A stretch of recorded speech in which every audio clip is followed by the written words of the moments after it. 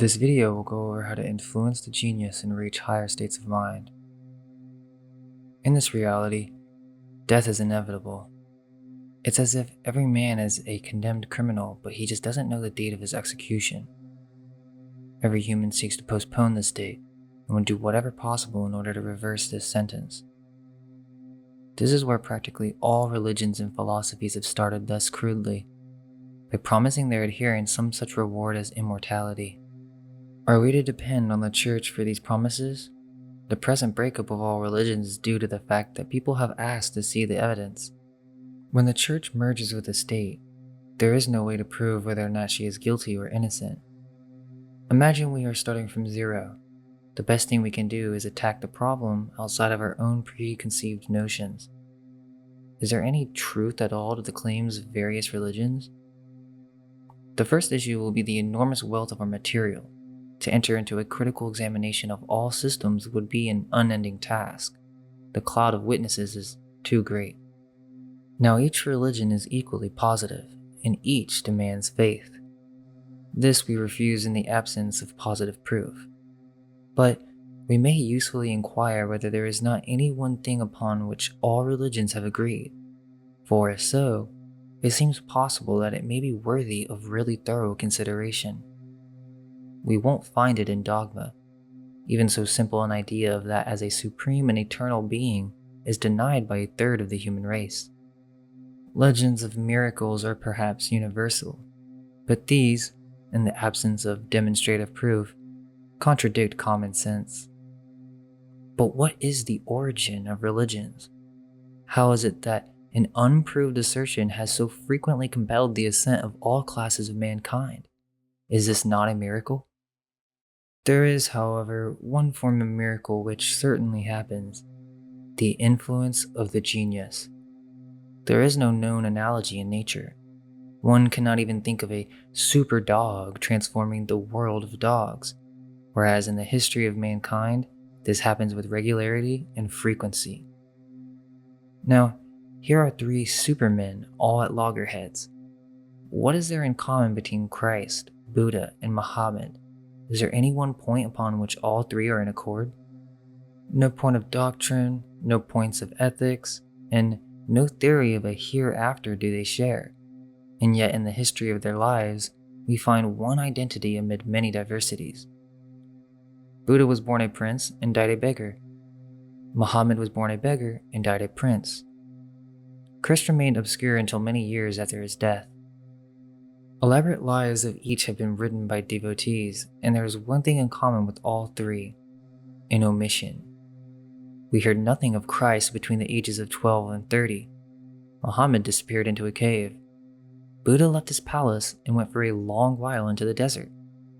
Each of them, perfectly silent up to the time of their disappearance, came back and immediately began to preach a new law.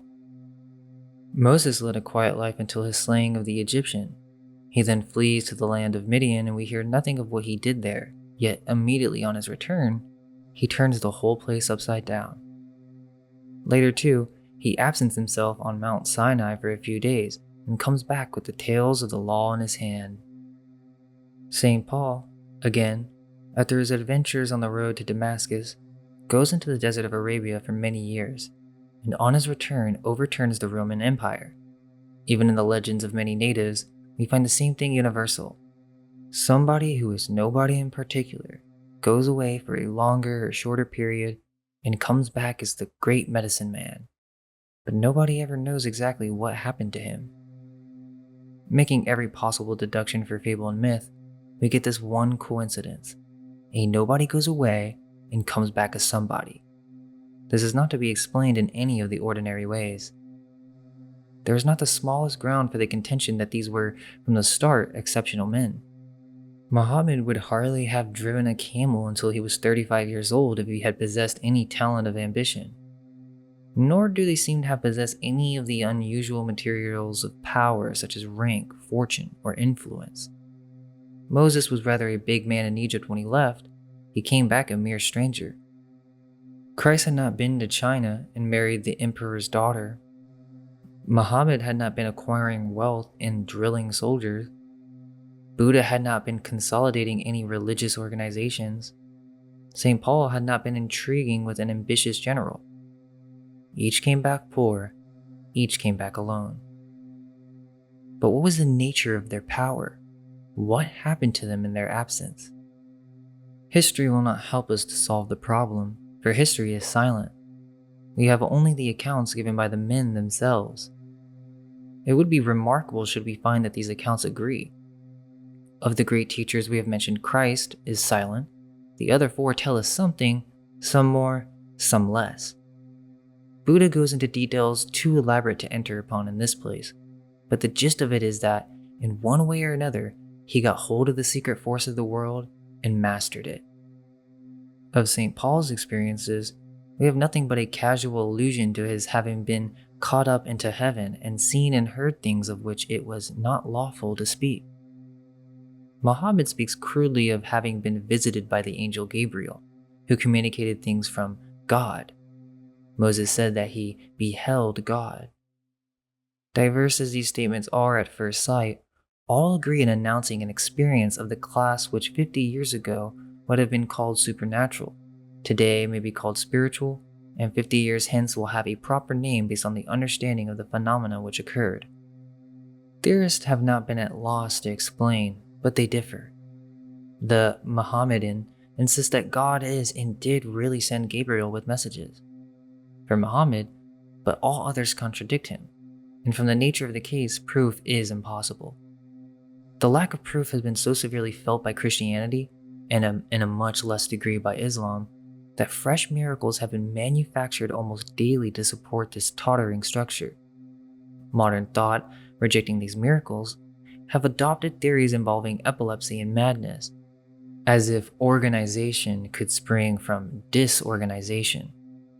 Even if epilepsy were the cause of these great movements which have caused civilization after civilization to arise from barbarism, it would merely form an argument for cultivating epilepsy. Of course, great men will never conform with the standards of little men, and he whose mission it is to overturn the world can hardly escape the title of revolutionary. The fads of a period always furnish terms of abuse. The fad of Caiaphas was Judaism, and the Pharisees told him that Christ blasphemed. Pilate was a loyal Roman. To him they accused Christ of sedition. When the Pope had all the power, it was necessary to prove an enemy a heretic. Advancing today towards a medical oligarchy, we try to prove that our opponents are insane, and, in a Puritan country, to attack their morals. We should then avoid all rhetoric and try to investigate with perfect freedom from bias the phenomena which occurred to these great leaders of mankind. There is no difficulty in our assuming that these men themselves did not understand clearly what happened to them. The only one who explains the system thoroughly is Buddha, and Buddha is the only one that is not dogmatic. We may also suppose that others thought it inadvisable to explain too clearly to their followers. St. Paul evidently took this line. Our best document will therefore be the system of Buddha. We have the documents of Hinduism and of two Chinese systems, but Hinduism has no single founder. Lao Tzu is one of our best examples of a man who went away, had a mysterious experience, perhaps the best of all examples, as his system is the best of all systems. The methods advised by all these people have a startling resemblance to one another. They recommend virtue of various kinds, solitude, absence of excitement, moderation in diet, and finally, a practice which some call prayer and some call meditation. On investigating what is meant by these two things, we find that they're only one. For what is the state of either prayer or meditation? It is the restraining of the mind to a single act, state, or thought. If we sit down quietly and investigate the contents of our minds, we shall find that even at the best times, the principal characteristics are wandering and distraction.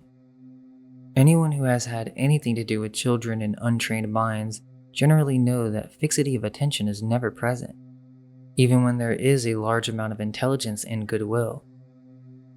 If then we, with our well-trained minds, determine to control this wandering thought, we shall find that we are fairly well able to keep thoughts running in a narrow channel, each thought linked to the last in a perfectly rational manner. But if we attempt to stop this current, we shall find that, so far from succeeding, we shall merely bread down the banks of the channel. The mind will overflow, and instead of a chain of thought, we shall have a chaos of confused images. This mental activity is so great and seems so natural that it's hard to understand how anyone first got the idea that it was a weakness and a nuisance. Perhaps it was because in the more natural practice of devotion, people found that their thoughts interfered. In any case, calm and self-control are to be preferred to restlessness. It is by freeing the mind from external influence, whether casual or emotional, that it obtains power to see somewhat of the truth of things. Let us, however, continue our practice. Let us determine to be masters of our minds. We shall then soon find what conditions are favorable. As we begin this journey of learning to silence the mind, we will be met by all sorts of obstacles. Learning to manage our time, learning not to eat too much and to listen to the body when it's had enough, and to have a journal in which we can record our progress. One of the first encounters we will face is that we fidget. You will discover that no position is quite comfortable enough, though this was never an issue in the past. In order to tackle our first problem, we can use an ancient practice called asana, which will be described shortly. We will be pestered with memories of the events of the day. The ritual of meditation must be set up to where your day is completely uneventful. Our minds will recall to us our hopes and fears, our loves and hates, our ambitions, and all sorts of emotions and deep thoughts that are constantly going on, but you just never noticed it before. There are a great many other obstacles which you will discover as you go on, and you're proposed to deal with each in turn. But let us pass by for a moment to the point where you are nearing success.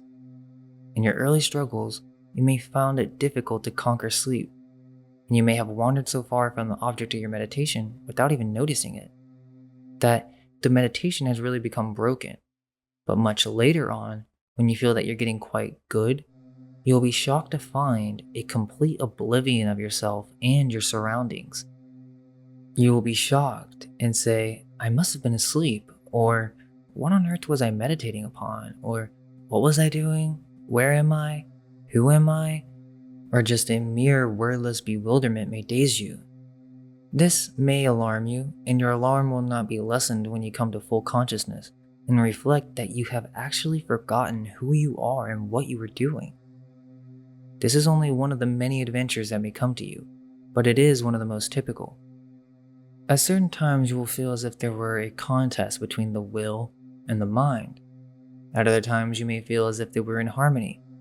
But there is a third state, to be distinguished from the latter feeling. It is the certain sign of near success, the view halu. This is when the mind runs naturally towards the object chosen. Not as if in obedience to the will of the owner of the mind, but as if directed by nothing at all or by something impersonal, as if it were falling by its own weight and not being pushed down. Almost always, the moment that one becomes conscious of this, it stops, and the dreary old struggle between the cowboy will and the buck jumper mind begins again. In analyzing the nature of this work of controlling the mind, the student will appreciate without trouble the fact that two things are involved: the person seeing and the thing seen, the person knowing and the thing known, and he will come to regard this as the necessary condition of all consciousness. We are too accustomed to assume facts about things which we have no real right even to guess. We assume, for example, that we have no unconscious or subconscious force or power that can direct things on its own without the need of our own ego to direct it. And yet, nothing is more certain than those bodily organs which are functioning constantly do so without our conscious will. The best sleep is dreamless. Even in the case of sports and games of skill, our very best strokes are followed by the thought, I don't know how I did it, and we cannot repeat those strokes at will. The moment we begin to think consciously about a stroke, we get nervous and are lost. In fact, there are three main classes of stroke: the bad stroke, which we associate and rightly with wandering attention, the good stroke, which we associate and rightly with fixed attention, and the perfect stroke, which we don't understand but which is really caused by the habit of fixity of attention having become independent of the will and thus enabled to act freely of its own accord. This is the same phenomena referred to above as being a good sign. Finally, something happens whose nature may form the subject of a further discussion later on. For the moment, let us suffice to say that this consciousness of ego and the non-ego, the seer and the thing seen, the knower and the thing known, is blotted out. There is usually an intense light, an intense sound, and a feeling of such overwhelming bliss that the resources of language have been exhausted again and again in the attempt to describe it. It's an absolute knockout blow to the mind. It is so vivid and tremendous that those who experience it are in the gravest danger of losing all sense of proportion. We are now in a position to say what happened to Muhammad. Somehow or another, this phenomena happened in his mind. He connected it with the story of the Annunciation, which he had undoubtedly heard in his boyhood, and said, "Gabriel appeared to me." But in spite of his ignorance, his total misconception of the truth, the power of this vision was such that he was enabled to persist through the usual persecution, and founded a religion to which even today 1 man in every 8 belongs. The history of Christianity shows precisely the same remarkable fact. Jesus Christ was brought up on the fables to the Old Testament, and so was compelled to ascribe his experiences to Jehovah, although his gentle spirit could have had nothing in common with the monster who was always commanding the rape of virgins and the murder of little children, and whose rites were then, and still are, celebrated by human sacrifice. Again, it may be pointed out that the contemplative life is generally opposed to the active life, and it must require an extremely careful balance to prevent the one absorbing the other. As it will be seen later, the vision of God, or union with God, or Samadhi, or whatever we may agree to call it, has many kinds and many degrees, although there is an impassable abyss between the least of them and the greatest of all phenomena of normal consciousness. To sum up, we assert a secret source of energy which explains the phenomena of genius. We do not believe in any supernatural explanations, but insist that this source may be reached by the following out of definite rules, the degree of success depending upon the capacity of the seeker. We have dealt in this preliminary sketch only with examples of religious genius. Other kinds are subject to the same remarks, but the limits of our space forbid discussion of these and not upon the favor of any divine being. We assert that the critical phenomena which determines success is an occurrence of the brain characterized essentially by the uniting of subject and object.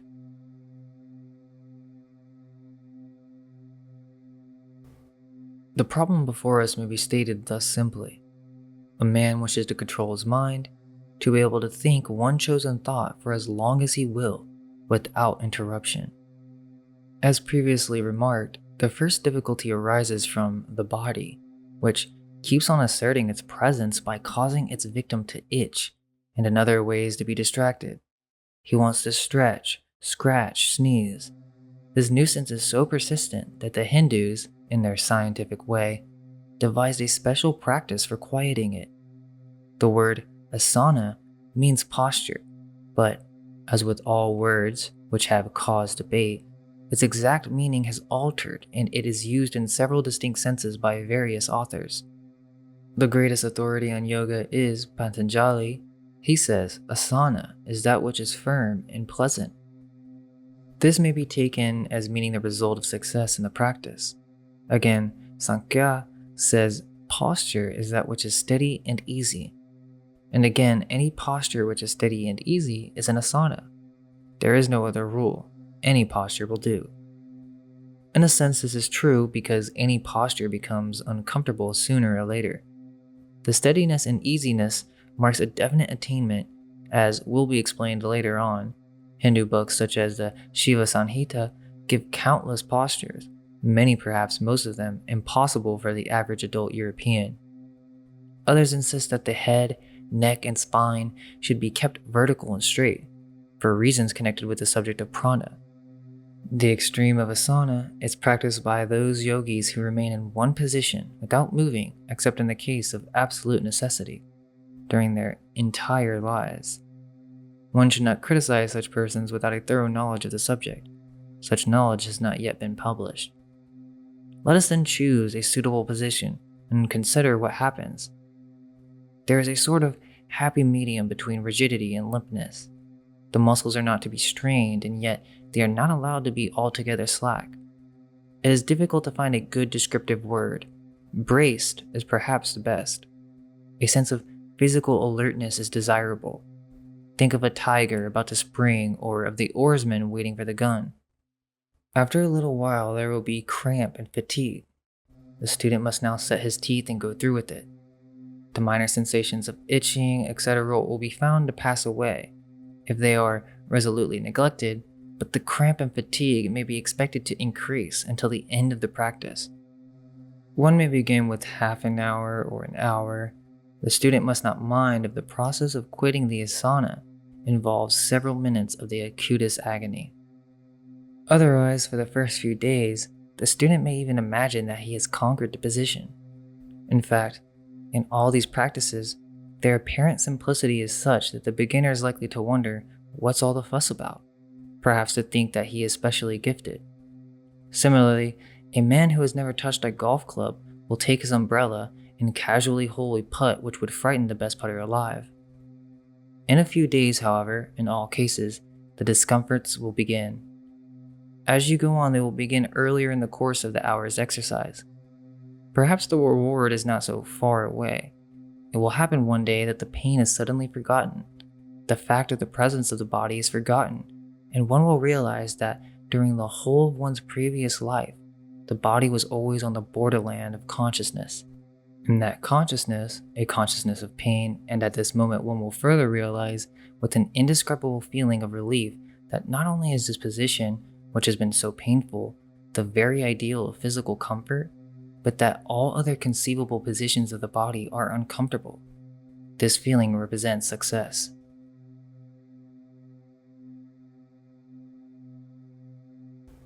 The connection between breath and mind will be fully discussed in the speaking of the magic sword, but it may be useful to premise a few details of a practical character. You may consult various Hindu manuals and the writings of Kwang-se for various notable theories as to the method and result. But in this skeptical system, one had better content oneself with statements which are not worth the trouble of doubting. The ultimate idea of meditation being that to still the mind, it may be considered a useful preliminary to still consciousness of all the functions of the body. This has been dealt with in the chapter of asana. One may, however, mention that some yogis carry it to the point of trying to stop the beating of their heart. Whether this be desirable or no, it would be useless to the beginner. So, he will endeavor to make the breathing very slow and very regular. The best way to time the breathing, once some little skill has been acquired, is by the use of a mantra. The mantra acts on the thoughts very much as pranayama does upon the breath. The thought is bound to a recurring cycle, and any intruding thoughts are thrown off by the mantra, just as pieces of putty would be from a flywheel. And the swifter the wheel, the more difficult would it be for anything to stick. This is the proper way to practice a mantra. Utter it as loudly, as slowly as possible 10 times, then not quite so loudly, and a very little faster 10 times more. Continue this process until there's nothing but a rapid movement of the lips. This movement should be continued with increasing velocity and diminishing intensity until the mental muttering completely absorbs the physical. One must learn to hear this mantra internally within one's consciousness so that all other thoughts are blocked by this barrier. The objective being to hear it within just as vivid as would be experienced physically. Any sentence may be used as a mantra, and possibly the Hindus are correct in thinking that there is a particular sentence best suited to any particular man. The ideal mantra should be rhythmical, one might even say musical, but there should be sufficient emphasis on some syllable to assist the faculty of attention. The best mantras are of medium length, so far as the beginner is concerned. If the mantra is too long, one is apt to forget it, unless one practices very hard for a great length of time. On the other hand, mantras of a single syllable, such as are rather jerky. The rhythmical idea is lost. Here are a few useful mantras. Om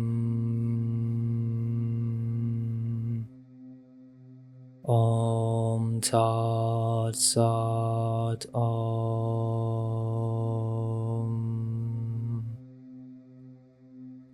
Om Shivaya Vashi Om Shivaya Vashi. Pranayama, or the regulation of the breath through this exercise, is notably useful in quieting the emotions and appetites, and whether by reason of the mechanical pressure which it asserts, or by the thorough combustion which it assures in the lungs, it seems to be admirable from a standpoint of health. Digestive troubles in particular are very easy to remove in this way. It purifies both the body and the lower functions of the mind.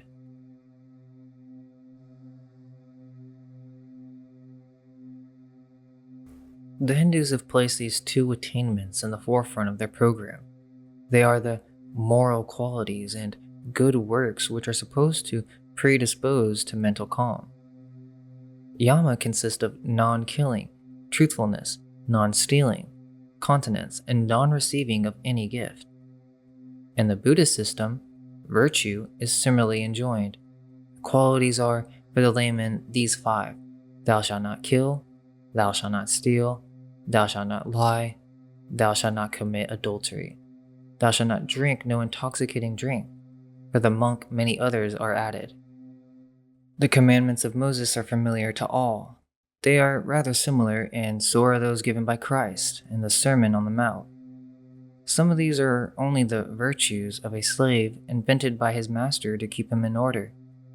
The real point of Hindu yama is that breaking any of these would tend to excite the mind. We may then dismiss yama and niyama with this advice. Let the student decide for himself what form of life, what moral code will least tend to excite his mind.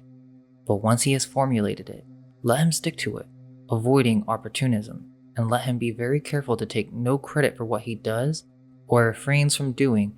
It is a purely practical code of no value in itself.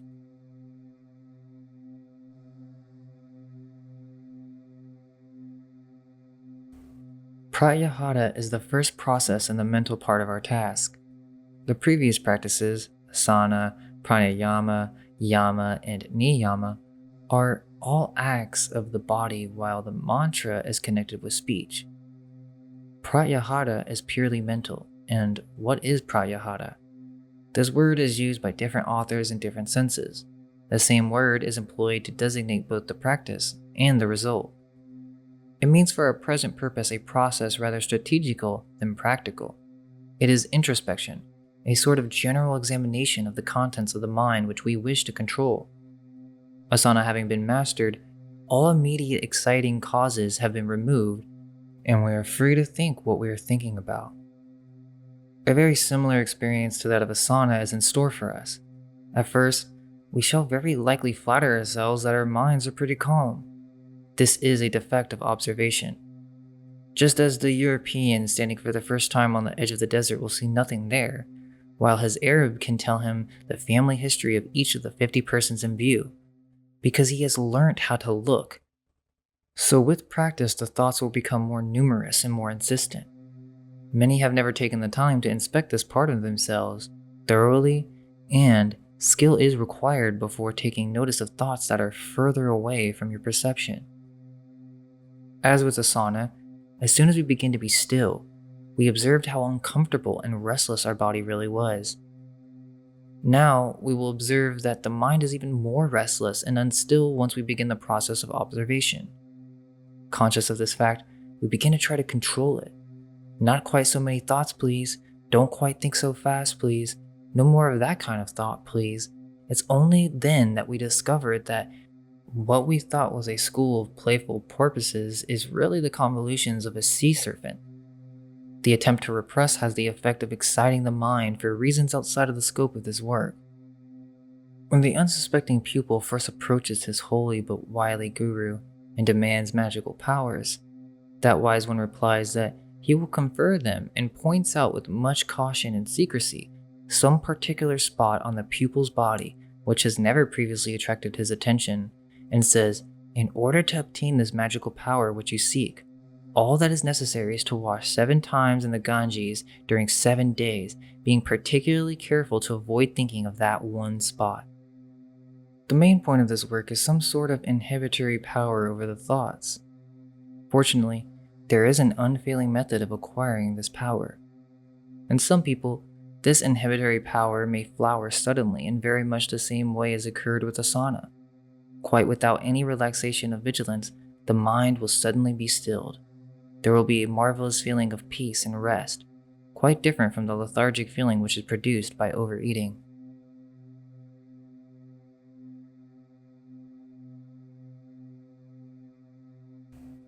Now that we've learned to observe the mind so that we know how it works to some extent, and have begun to understand the elements of control, we may try the result of gathering together all the powers of the mind and attempting to focus them on a single point.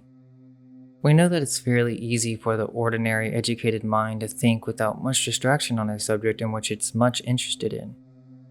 The moment then that the student takes a simple subject, or rather a simple object, and imagines it or visualizes it, he will find that it's not so much his creature as he supposed. Other thoughts will invade the mind so that the object is altogether forgotten, perhaps for whole minutes at a time, and at other times the object itself will begin to play all sorts of tricks. Suppose you've chosen a white cross. It will move its bar up and down, elongate the bar, turn the bar oblique, give it its arms unequals, turn upside down, grow branches, get a crack around it or a figure upon it, change its shape altogether, change its size and distance as a whole, change the degree of its illumination, and at the same time change its colors. It will get splotchy and blotchy, row patterns, rise, fall, twist and turn, clouds will pass over its face. There is no conceivable change of which it's incapable. Not to mention its total disappearance and replacement by something altogether different.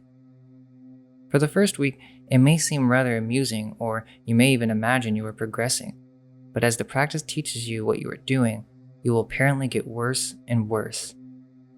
In doing this practice, you are supposed to be seated in asana and to have a notebook and pencil by your side.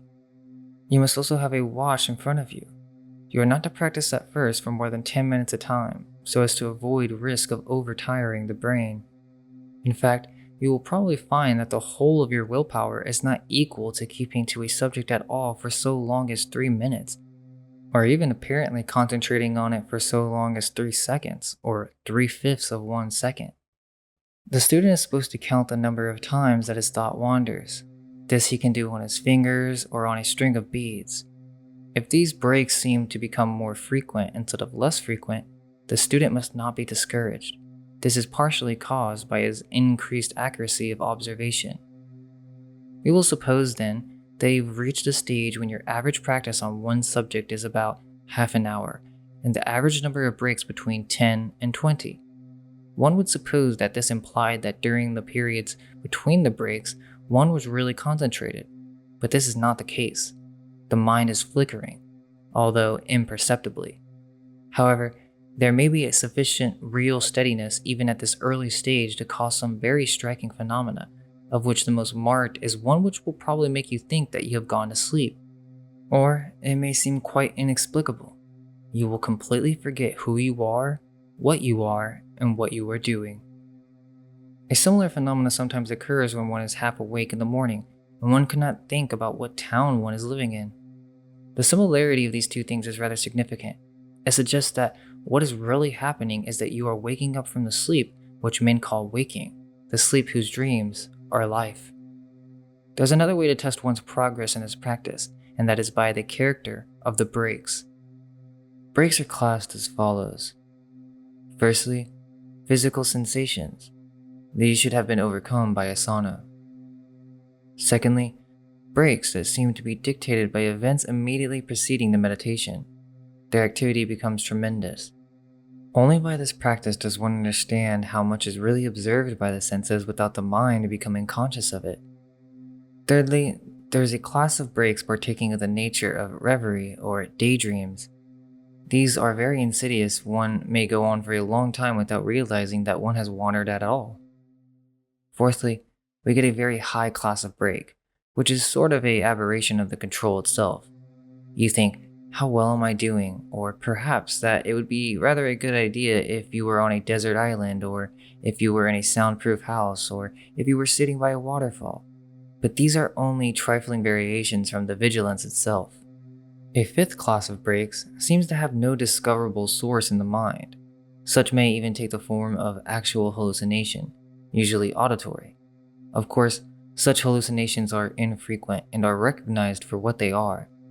The usual kind consist of odd sentences or fragments of sentences which are heard quite distinctly in a recognizable human voice, not the student's own voice or that of anyone he knows. A similar phenomenon is observed by wireless operators who call such messages atmospherics. There is a further kind of break which is the desired result itself. It must be dealt with later in detail. Now, there's a real sequence in these classes of breaks. As control improves, the percentage of primaries and secondaries will diminish, even though the total number of breaks in a meditation remains stationary. By the time you're meditating 2 to 3 hours a day and filling up most of the rest of the day with other practices designed to assist, when nearly every time something or other happens and there's a constant feeling of being on the brink of something very big, one may expect to proceed to the next state, dhyana.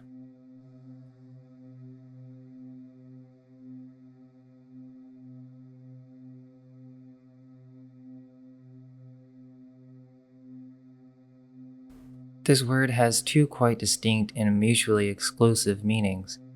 The first refers to the result itself. Dhyana is the same word as the Pali jhana. The Buddha counted 8 jhanas, which are evidently different degrees and kinds of trance. The Hindu also speaks of dhyana as a lesser form of samadhi. Others, however, treat it as if it were merely an intensification of dharana. Patanjali says, dharana is holding the mind onto some particular object. An unbroken flow of knowledge in that object is dhyana. When that giving up all forms reflects on only the meaning, it is samadhi. He combines these three into samyama. We shall treat of dhyana as a result rather than a method. Up to this point, ancient authorities have been fairly reliable guides, except with regard to their crabbed ethics, but when they get on the subject of results of meditation, they completely lose their heads. They exhaust the possibilities of poetry to declare what is demonstrably untrue. For example, we find in the Shiva Samhita that he who daily contemplates on the lotus of the heart is eagerly desired by the daughters of gods, has clairaudience, clairvoyance, and can walk on the air. Another person can make gold, discover medicine for disease, and see hidden treasures.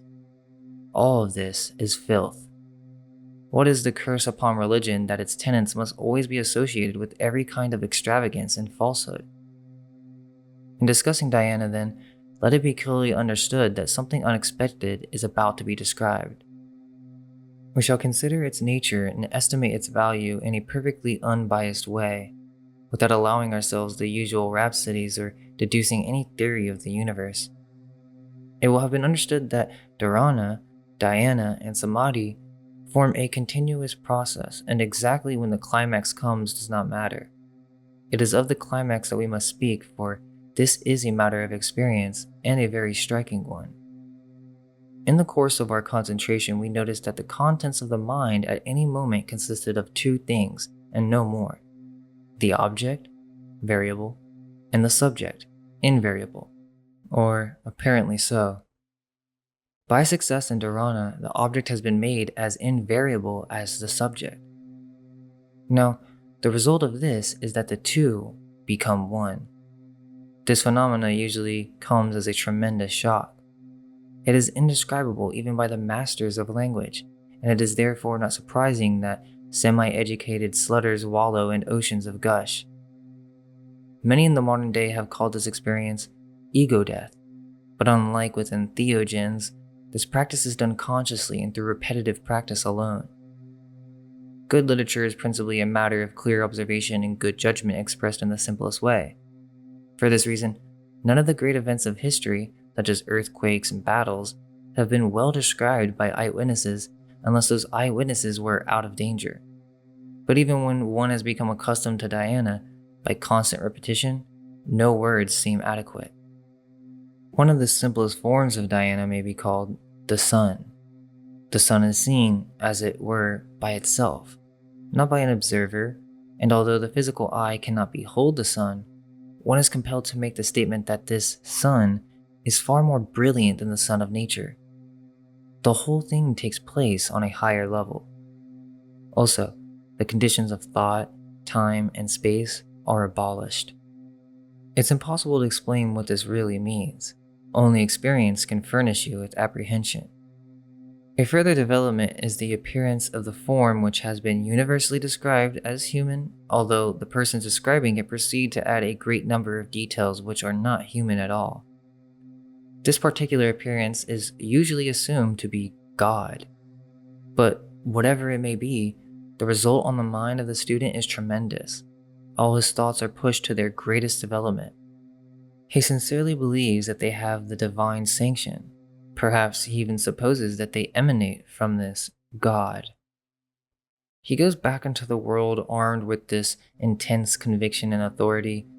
He proclaims his ideas without the restraint which is imposed upon most persons by doubt, modesty, and diffidence, while further there is, one may suppose, a real clarification. In any case, the mass of mankind is always ready to be swayed by anything thus authoritative and distinct. History is full of stories of officers who have walked unarmed up to a mutinous regiment and disarmed them by the mere force of confidence. The power of the orator over the mob is well known. It is probably for this reason that the Prophet has been able to constrain mankind to obey his law. This power, by the way, is what has been described by magicians as the power of invisibility. It is only necessary to believe that a thing must be to bring it about. This belief must not be an emotional or an intellectual one. It resides in a deeper portion of the mind, yet a portion not so deep, but that most men, probably all successful men, will understand these words, having experience of their own with which they can compare it. The most important factor in dhyana is, however, the annihilation of the ego. Our conception of the universe must be completely overturned if we are to admit this as valid, and it is time that we consider what is really happening. It will be conceded that we have given a very rational explanation of the greatness of great men. They had an experience so overwhelming, so out of proportion to the rest of things, that they were freed from all the petty hindrances which prevent a normal man from carrying out his projects. Worrying about clothes, food, money, what people may think, how and why, and above all the fear of consequences, clogged nearly every one. Now, the man who has experienced any of the more intense forms of dhyana is thus liberated.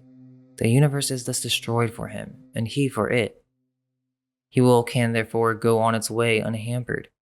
One may imagine that in the case of Muhammad, he had cherished for years a tremendous ambition, and never done anything because those qualities, which were subsequently manifested as statesmanship, warned him that he was impotent. His vision in the cave gave him the confidence which he required, the faith that moves mountains. There are a lot of solid-seeming things in the world which a child could push over, but not one has the courage to push. Let us accept provisionally this explanation of greatness, and pass it by ambition has led us to this point. But we are now interested in the work for its own sake. A most astounding phenomena has happened to us. We've had an experience which makes love, fame, rank, ambition, wealth look like 30 cents, and we begin to wonder passionately, what is the truth? The universe has tumbled about our ears like a house of cards, and we have tumbled too. Yet this ruin is like the opening of the gates of heaven. Here is a tremendous problem, and there is something within us which craves for its solution. Let us see what explanations we can find. The first suggestion which would enter a well-balanced mind, versed in the study of nature, is that we have experienced a mental catastrophe. Just as a blow on the head will make a man see stars, So one might suppose that the terrific mental strain of dharana has somehow overexcited the brain and caused a spasm or possibly even the breaking of a small vessel. There seems no reason to reject this explanation altogether, though it would be quite absurd to suppose that. To accept it would be to condemn the practice. Spasm is a normal function of at least one of the organs of the body. That the brain is not damaged by the practice is proved by the fact that many people who claim to have had this experience repeatedly continue to exercise the ordinary avocations of life without diminished activity. We may dismiss then the psychological question. It throws no light on the main problem, which is the value of the testimony of the experience. Now, this is a very difficult question and raises the much larger question as to the value of any testimony. Every possible thought has been doubted at some time or another, except the thought which can only be expressed by a note of interrogation, since to doubt that thought asserts it. But apart from this deep-seated philosophic doubt, there is the practical doubt of every day. The popular phrase, "to doubt the evidence of one's senses," shows us that the evidence is normally accepted. But a man of science does nothing of the sort. He is so well aware that his senses constantly deceive him that he invents elaborate instruments to correct them. And he is further aware that the universe which he can directly perceive through sense is the minutest fraction of the universe which he knows indirectly. For example, 4/5 of the air is composed of nitrogen. If anyone were to bring a bottle of nitrogen into this room, it would be exceedingly difficult to say what it was. Nearly all the tests that one could apply to it would be negative. His senses tell him little or nothing. Argon was only discovered at all by comparing the weight of chemically pure nitrogen with that of the nitrogen in the air. This had often been done, but no one had sufficiently fine instruments even to perceive the discrepancy. If you were to ask your man of science in the early 1900s for his theory of the real, he would tell you that the ether, which cannot be perceived in any way by any of the senses, or detected by any instruments, and which possesses qualities which are, to use ordinary language, impossible, is very much more real than the chair he is sitting on. The chair is only one fact, and its existence is testified by one very fallible person. The ether is the necessary deduction from millions of facts, which have been verified again and again and checked by every possible test of truth. There is therefore no a priori reason for rejecting anything on the ground that is not directly perceived by the senses.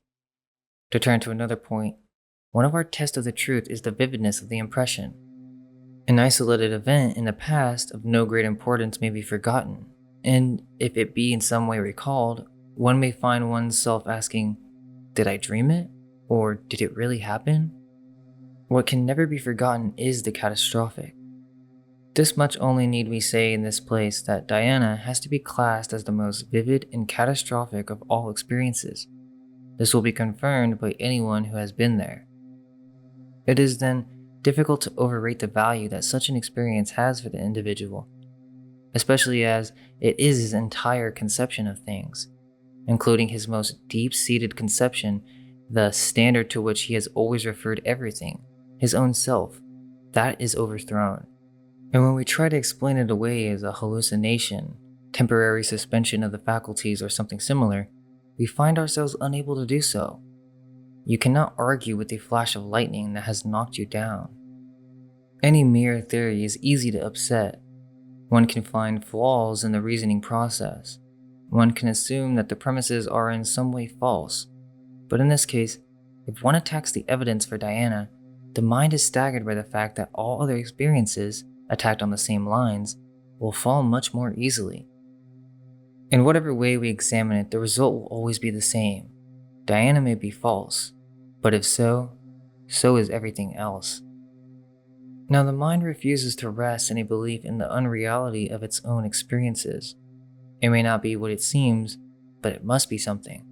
And if, on the whole, ordinary life is something, how much more must that be by whose light ordinary life seems nothing?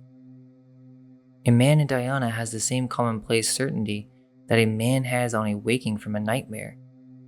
I wasn't falling down 1,000 flights of stairs, it was only a bad dream.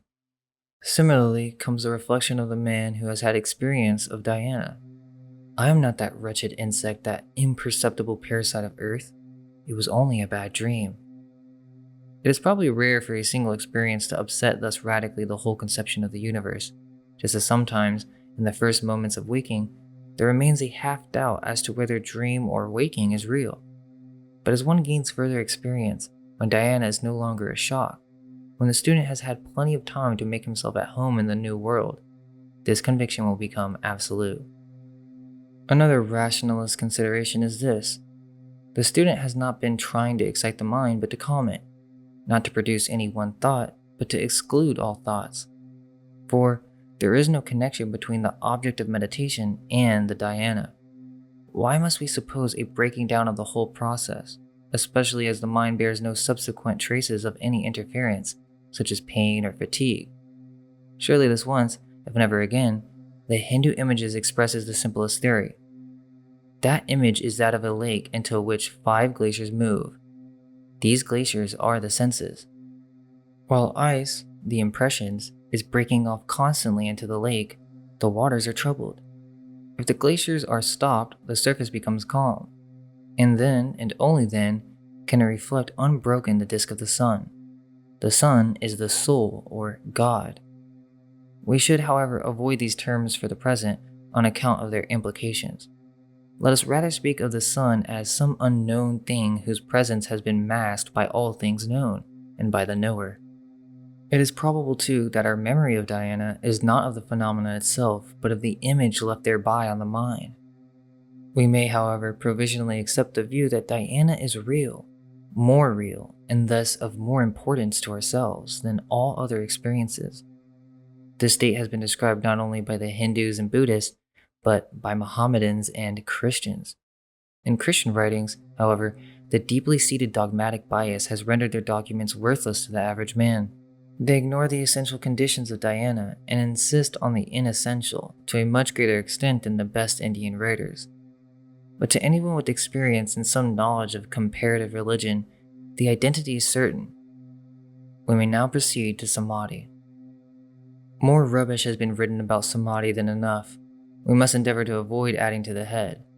Even Patanjali, who is extraordinarily clear and practical in most things, begins to rave when he talks about it. Even if what he said were true, he should not have mentioned it, because it does not sound true, and we should make no statement that is a priori and probable without being prepared to back it up with the fullest proofs. But it is more than likely that his commentators have misunderstood him. The most reasonable statement of any acknowledged authority is that of Yanja Valkya, who says, by pranayama impurities of the body are thrown out, by dharana the impurities of the mind, by pratyahara impurities of attachment, and by samadhi is taken off everything that hides the lordship of the soul. There is a modest statement in good literary form, if we can only do as well as that in the first place. What is the meaning of this term? Etymologically, Sam is the Greek sun, the English prefix sin meaning together. Adhi means Lord, and a reasonable translation of the whole word would be union with God, the exact term used by Christian mystics to describe their attainment.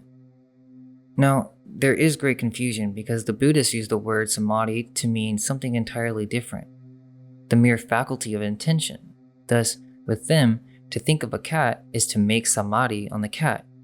They use the word jhana to describe mystic states. This is excessively misleading, for as we saw in the last section, dhyana is a preliminary to samadhi, and of course, jhana is merely the wretched plebeian Pali corruption of it. The vulgarism and provincialism of the Buddhist canon is infinitely repulsive to all nice minds, and the attempt to use the terms of an egocentric philosophy to explain the details of a psychology whose principal doctrine is the denial of ego, was the work of a mischievous idiot. There are many kinds of samadhi. Some authors consider Atmadarshana, the universe as a single phenomena without conditions, to be the first real samadhi. If we accept this, we must relegate many less exalted states to the class of dhyana. Patanjali enumerates a number of these states. To perform these on different things gives different magical powers, or so he says. These need not to be debated here. Anyone who wants magical powers can get them in dozens of different ways. Power grows faster than desire. The body who wants money to buy lead soldiers sets to work to obtain it, and by the time he has got it, wants something else instead, in all probability, something just beyond his means. Such is the splendid history of all spiritual advance. One never stops to take the reward. We shall therefore not trouble at all about what any samadhi may or may not bring as far as its results in our lives are concerned. Death has now lost all meaning. The idea of death depends on those of the ego and of time. These ideas have been destroyed, and so death is swallowed up in victory. We shall now only be interested in what samadhi is in itself, and in the conditions which cause it. Let us try a final definition. Dhyana resembles samadhi in many respects.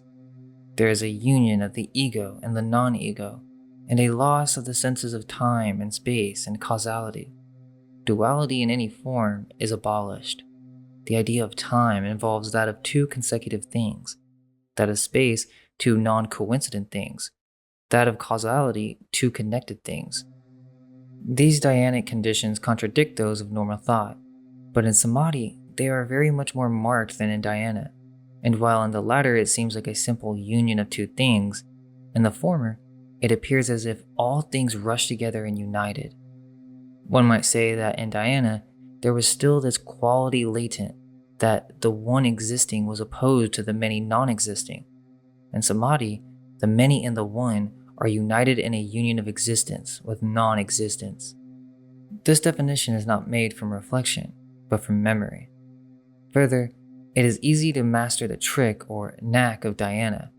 After a while, one can get into that state without preliminary practice, and looking at it from this point, one seems able to reconcile the two meanings of the word which we debated in the last section. From below, dhyana seems like a trance, an experience so tremendous that one cannot think of anything bigger, while from above, it seems merely like a state of mind as natural as any other. Now that we know this, that if thought is kept single and steady, dhyana results.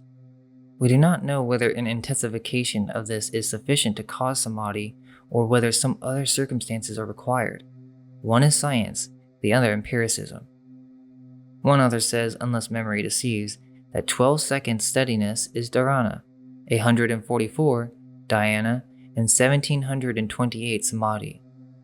And Vivekananda, commenting on Patanjali, makes dhyana a mere prolongation of dharana, but says further, suppose I were meditating on a book, and I gradually succeeded in concentrating the mind on it, and perceiving only the internal sensation, the meaning unexpressed in any form, that state of dhyana is called samadhi. It will be a good thing when organized research has determined the conditions of samadhi. But in the meantime, there seems no particular objections to our following tradition, and using the same objects of meditation as our predecessors, with the single exception which we shall note in due course. The first class of objects for serious meditation, as opposed to preliminary practice in which one should keep to simple recognizable objects whose definiteness is easy to maintain, is various parts of the body. The Hindus have an elaborate system of anatomy and physiology which has apparently no reference to the facts of the dissecting room. Prominent in this class are the 7 chakras. There are also various nerves, equally mythical. The second class is objects of devotion, such as the idea or form of the deity, or the heart or body of your teacher, or of some man whom you respect profoundly. This practice is not to be recommended because it implies a bias of the mind. You can also meditate on your dreams. This sounds superstitious, but the idea is that you already have a tendency, independent of your conscious will, to think of those things, which will consequently be easier to think than others. That this is the explanation is evident from the nature of the proceeding in other classes. You can also meditate on anything that especially appeals to you. But in all these, one feels inclined to suggest that it will be better and more convincing if the meditation is directed to an object within itself is apparently unimportant. One does not want the mind to be excited in any way, even by adoration. The Hindus assert that the nature of the object determines the samadhi, that is, the nature of these lower samadhis which confer so-called magic powers. For example, there are the yoga pravati, meditating on the tip of the nose, one obtains what may be called the ideal smell, that is, a smell which is not any particular smell, but is the archetypal smell, of which all actual smells are modifications. It is the smell which is not a smell. This is the only reasonable description. For the experience being contrary to reason, it is only reasonable that the words describing it should be contrary to reason to.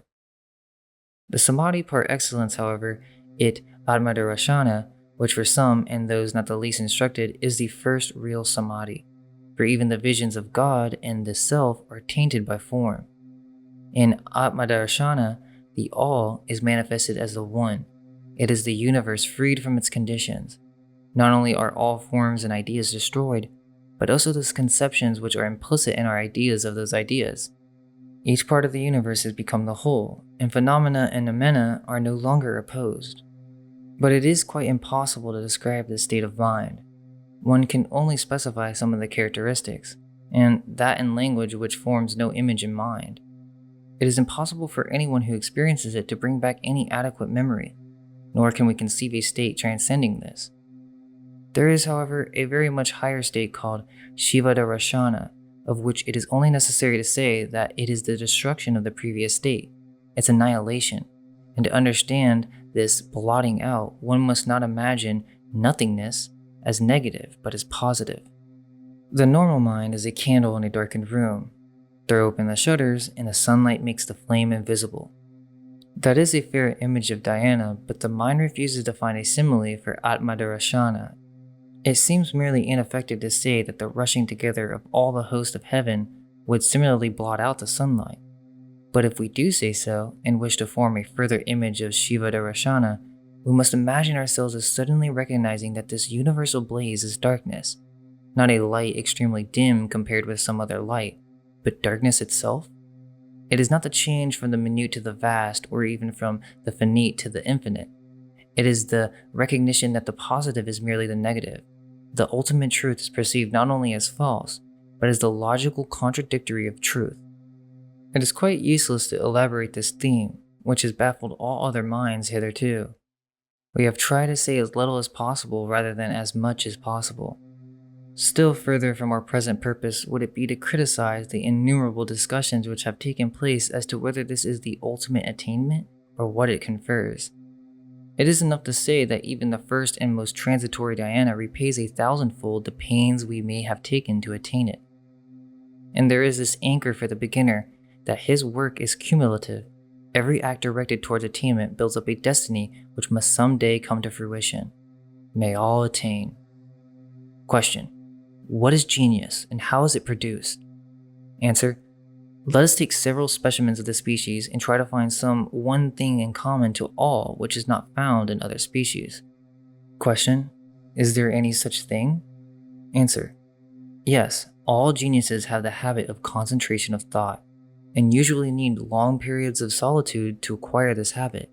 In particular, the greatest religious geniuses have all retired from the world at one time or another in their lives and begun to preach immediately on their return. Question: of what advantage is such a retirement? One would expect that a man who so acted would find himself on his return out of touch with his civilization, and in every way less capable than when he left. Answer: but each claims, though in different language, to have gained in absence some superhuman power.